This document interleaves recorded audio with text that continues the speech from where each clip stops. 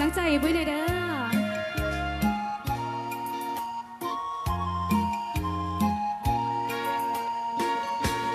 เขียนห้องมานั่งอยู่เทียงนาน้ำตาหลั่งเสียงฟ้าห้องดังน้ำตาพังคิดถึงแฟนอ้ายเป็นทหารไปประจำการอยู่สายแดนน้องสุดที่ห่วงแหง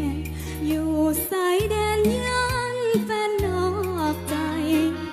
น้องอยู่ทางบ้านหับหน้าที่การคือเลี้ยงลูก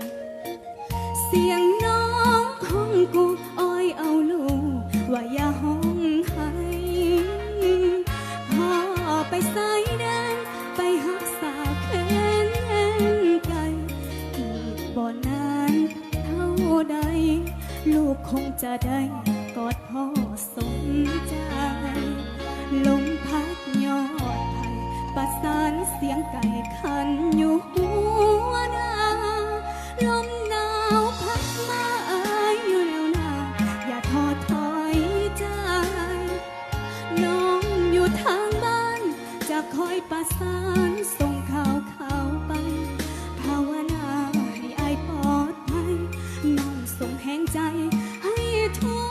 กเวลาเหตุตามคำสั่งให้อายระวังทางผัวและสายฟังคำเจ้านายอย่าไปก้าวกายผู้บังคับบัญชาวันไหนอายกับน้องจะไปหาตามคำสัญญาให้เตือนสติทุกทางว่ามีคนทางอยู่แนวหลัง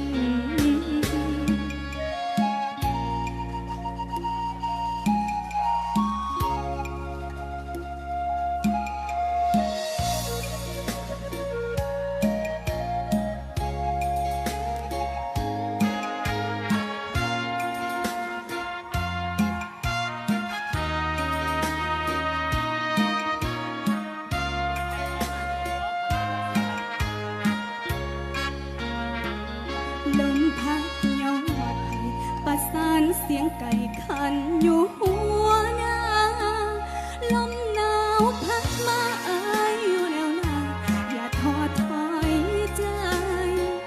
น้องอยู่ทางบ้านจะคอยประสานส่งข่าวไปภาวนาให้อายปลอดภัยน้องส่งแห่งใจให้ทุกเวลาเหตุตามคำสั่งให้อายระวังทางผัวและสายฟังคำเจ้านายอย่าไปก้าวกายผู้บังคับบัญชาวันไหนอายกับน้องจะไปหาตามคำสัญญา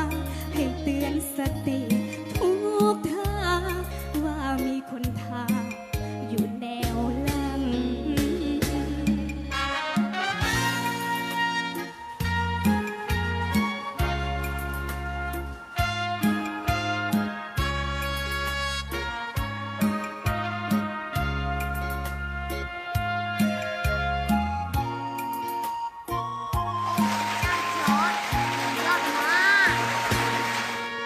ขอขอบใจ